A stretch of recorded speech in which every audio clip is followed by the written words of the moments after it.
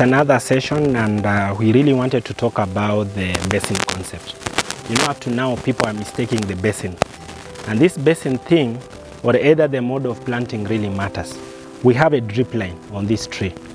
When they are pouring water, it goes following on the lower point.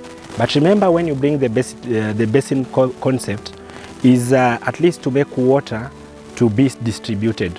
If you could see this tree before pruning, all branches and leaves could have gone one side, showing you through the osmosis process or diffusion, all the roots have gathered in one point, on the lowest point where water goes.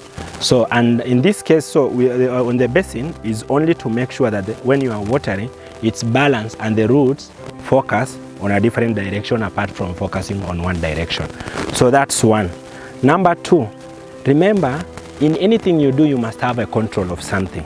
If you if you want to control the growth of your tree, you will have to prune.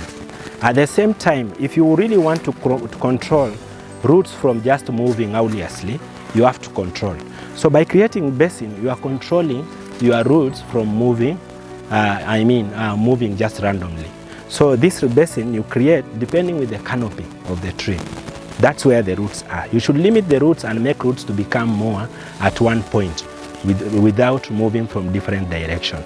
So that's the one, number two. Number three, when you allow your tree just to grow minus having any control, remember, you'll be using a lot of fertilizers minus knowing where are you applying fertilizer. And let's assume your tree is 3 years old and it has a canopy of 2 meters or either 1 meter. Where are you going to apply the fertilizer? Will you be creating a ring and apply fertilizer? We know logically, they say that apply up to 300 or either 200 to 300 grams of fertilizer. But when the tree is so big, how are you going to apply the 200? It means, the surface area will be so big now for you to apply the fertilizer. So have a control. By having a basin, it will be guiding you on where to put your fertilizer. Number four, manure. When you're applying manure, you apply inside the basin, which is inside here, not outside on this part. So here, you apply your manure properly when the tree is young. But when the tree is big, this basin can increase whatever the size of the tree. But it's not necessarily the basin has to come high. It should not come high. It can maintain that level of 1 feet and goes like that, but should be uniform.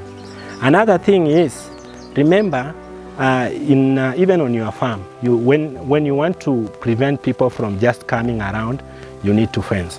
This basin becomes as a barrier to control anything which comes from external towards the root level. So anything, even in case when the land is slopey like this, the way it's very slopey, if there's a runoff of water from the other parts, it cannot run into near the stem of the tree. It goes following the other sides of the basin. So that's the importance of the basin. And even in the mulch, you put the mulch inside the basin and you leave the outer part.